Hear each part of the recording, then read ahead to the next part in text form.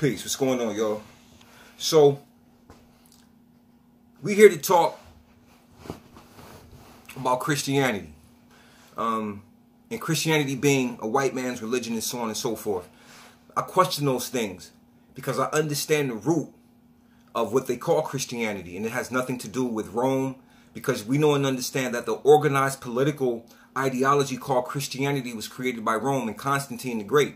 So prior to that occurring, what they were calling Christianity was like an ideal of Judaism. But even though Judaism itself had to be reformed, because Judaism wasn't what Moses was demonstrating. You understand what I'm saying? And what, quote unquote, Jesus was demonstrating wasn't Christianity. So the thing that I'm saying to you is that when we look at the greats like Harriet Tubman, we look at Marcus Garvey, you understand? We look at Nat Turner, and there's a host of other, quote unquote, so-called Asiatic Christians who took, quote unquote, so-called Christianity and turned it into a revolutionary paradigm. They use it to free themselves, or they use it to make the people aware of freedom. You know what I'm saying? They use it as a revolutionary tool. You understand what I'm saying? Even though the slave master used it to indoctrinate, there were those of us who could learn to read. And those of us, first of all, many of us already could read. We just couldn't read English. You understand what I'm saying? And they passed the rules that slaves couldn't read. But the only reason they passed the rules was because, quote unquote, so-called slaves had the ability and were reading. So they were trying to cut off that information. So what happened was the slave masters never taught the Old Testaments. They taught the New Testaments. Now, getting back to what I'm saying. Christianity is not what moved Marcus Garvey. It's not what moved Harriet Tubman. It's not what moved Nat Turner. It was Jesus that moved them. You understand what I'm saying? Because, see, Jesus wasn't a Christian. You listen to what I'm saying to you. It was the characteristic, the principle of the ideal of Jesus that moved them. Jesus said things like in the scripture, I do not come for peace, I bring a sword. Sell all your garments and pick up your swords. And things of that nature. You understand what I'm saying? The Old Testament says things like, any man that stealeth a man or selleth a man, he shall be put to death. This is in the book of Exodus. So the point that I'm getting at is that there were messages in this book. These messages were pertinent for revolution, for getting free.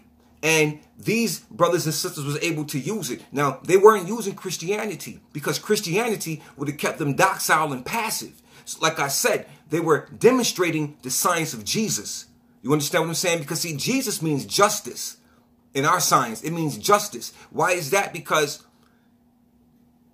Jesus was sent to save his own people from the iron-handed oppression of the Palestinians of nation, who was governing a portion of Palestine at that time, just as Noble Drew Ali was raised amongst his people to redeem them from the iron-handed oppression of black, colored, and Negro. Those things that would still make them slaves, mental slavery, and so on and so forth. See, the mental slavery still exists through the form of black, colored, and Negro. You think you're free because the chains is off you, but you're still enslaved by black, color, and Negro. And every time you use those words, you affirm the slavery put on you by another people.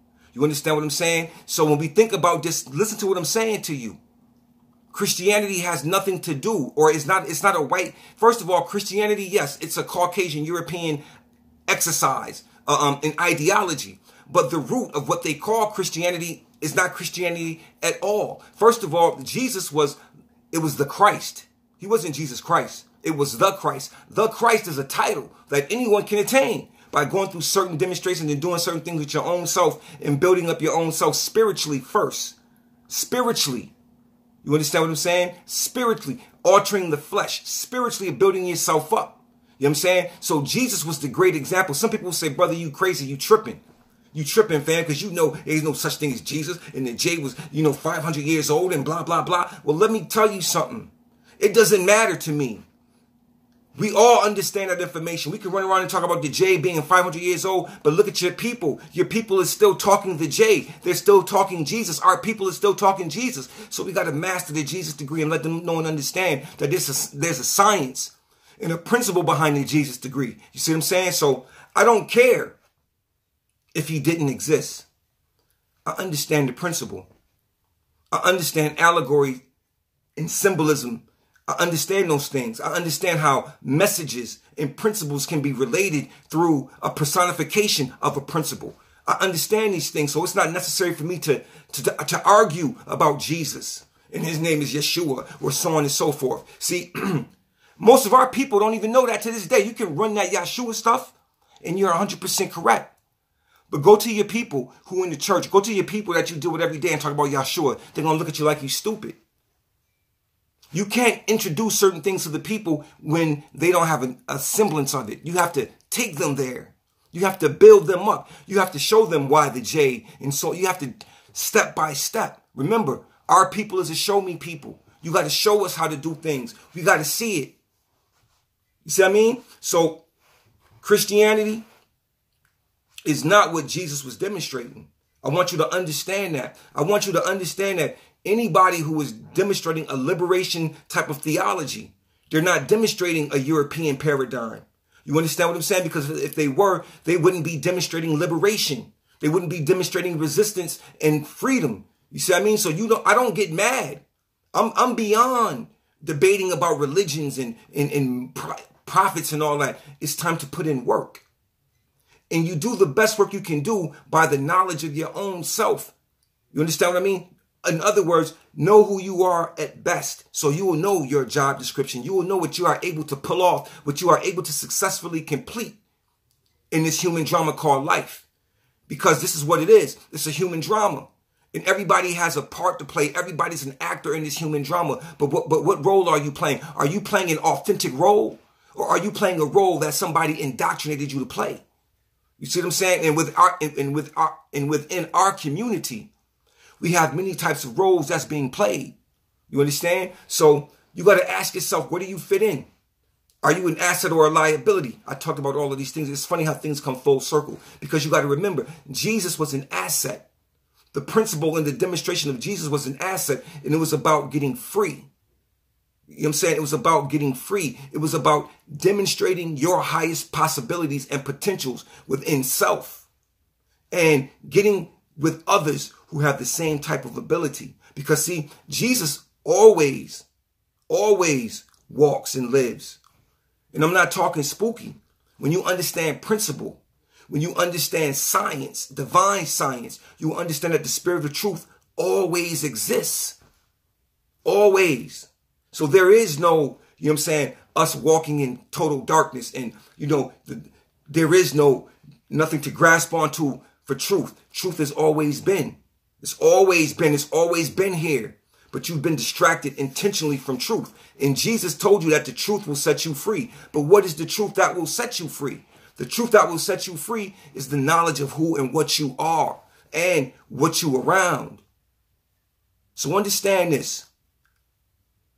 Quote unquote Christianity, maybe something wrong with the model. But what our ancestors was dealing with and what they were utilizing had nothing to do with the ideal of Christianity. It had everything to do with the ideal of resistance, the ideal of the oppressed, you know what I'm saying, fighting off the oppression and getting free, breaking the shackles. That's what it had everything to deal with. So I don't knock those brothers and sisters who are in the church, who understand the liberation theology that Jesus was demonstrating. Because see, Jesus was demonstrating something very, very powerful walking through Rome as an Asiatic man walking through Rome. He was demonstrating something very powerful. You understand what I mean? And it was contradictory to the Roman government. You understand? And it's the same way today. And it was truth. It's the same way. Truth is contradictory to the United States government. There's no truth in it. You understand? So with that being stated, I just want to share that with you and understand that it's revolution. It's all revolution. Jesus was a revolutionary. Understand that the principle was a revolutionary.